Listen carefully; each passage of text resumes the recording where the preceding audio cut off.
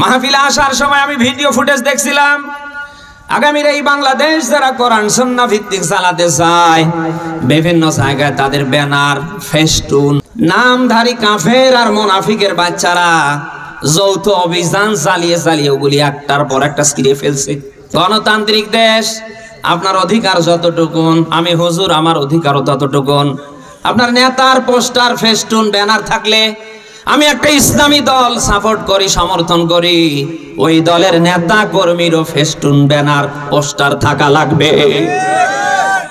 দিব্যি আপনার নেতার ছবি পড়ে আছে, ফেস্টুন, ব্যানার পড়ে আছে, কই আমার ইসলামিক দলের কোন ভাইরা তো গিয়ে আপনার নেতার ফেস্টুন, ব্যানার, পোস্টারে হাত দেয় না, ছিঁড়ে ফেলে না, আগুন লাগায় না।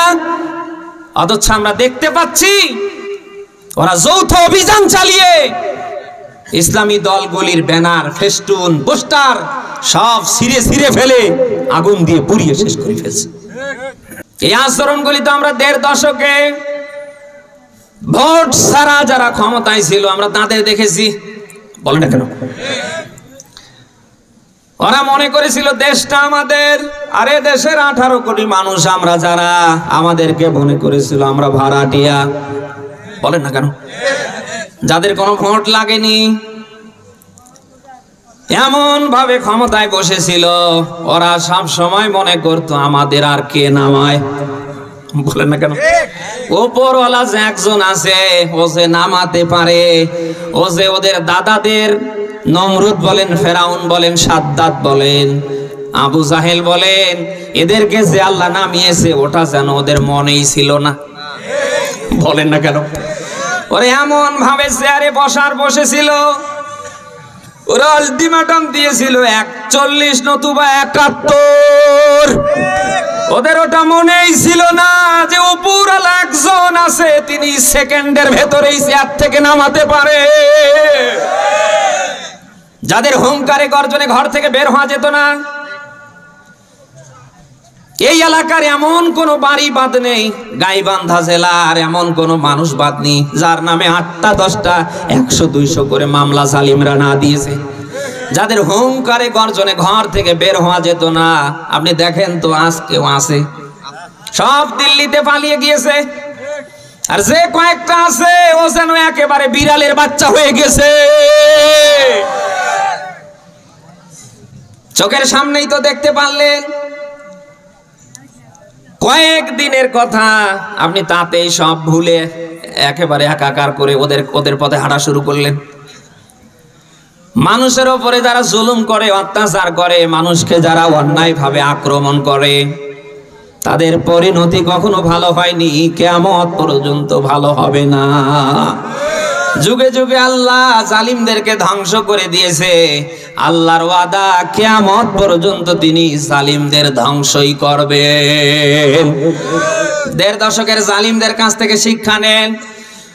মানুষের উপরে শুধু জুলুম করবার কারণে, অন্যায় ভাবে মানুষের উপরে হামলা মামলা চাপিয়ে দেবার কারণে আজ দেখেন তাদের নির্মিত বড় বড় ফ্ল্যাট পড়ে আছে, তাদের কোটি কোটি টাকার BMW গাড়ি পড়ে আছে, সব আল্লাহ তাআলা যেন একেবারে পরিত্যক্ত করে দিয়েছে।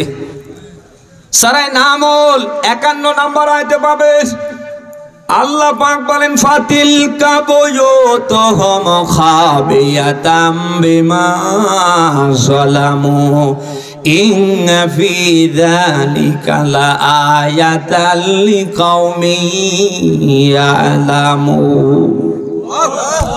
আয়াতের দিকে খেয়াল করেন, আল্লাহ পাক বলেন, তোমরা কি ওই সমস্ত জালিমদের বাড়ি ঘরগুলির দিকে তাকাও না? তোমরা কি ওই সমস্ত জালিমদের, অত্যাচারীদের বাড়ি ঘরগুলির দিকে তাকাও না? শুধু মানুষের উপরে জুলুম করবার কারণে ওদের বড় বড় অট্টালিকা, প্রাসাদগুলো আমি আল্লাহ একেবারে পরিত্যক্ত করে দিয়েছি।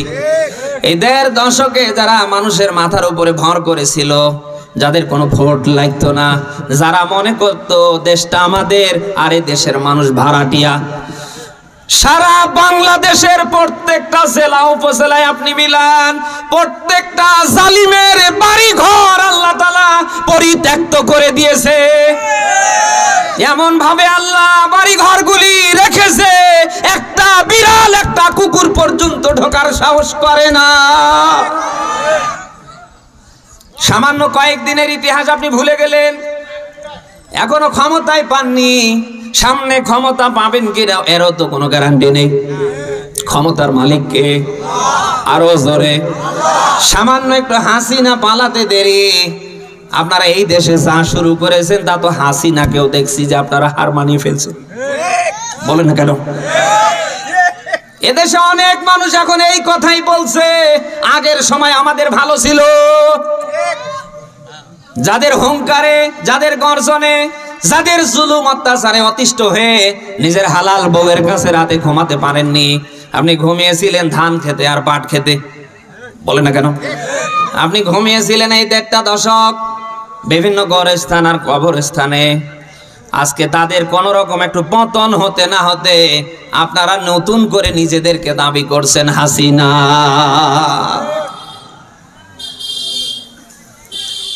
আশা করছি মানুষের উপরে জুলুম করবেন না, মানুষের উপরে অত্যাচার করবেন না। যারা এই যুগে যুগে এমনটা করেছে, আগামীতেও যারা করবে, আল্লাহ কাউরে ছেড়ে দেয় না, সামনে দেবে না। প্রাণ প্রিয় গাইবান্ধাবাসী, মনে রাখবেন, আল্লাহ ধরে না, ধরে না, ধরে না। যদি আল্লাহ একবার ধরে, আব্বা ডাক দেবার সুযোগ দেবে না। আল্লাহ ধরে না, ধরে না, ধরলে আরো জোরে। 1.5 দশক আমরা দেখেছি জালিমরা বক্তৃতাই শুরু করতো একটা ইসলামিক দলের নাম নিয়ে।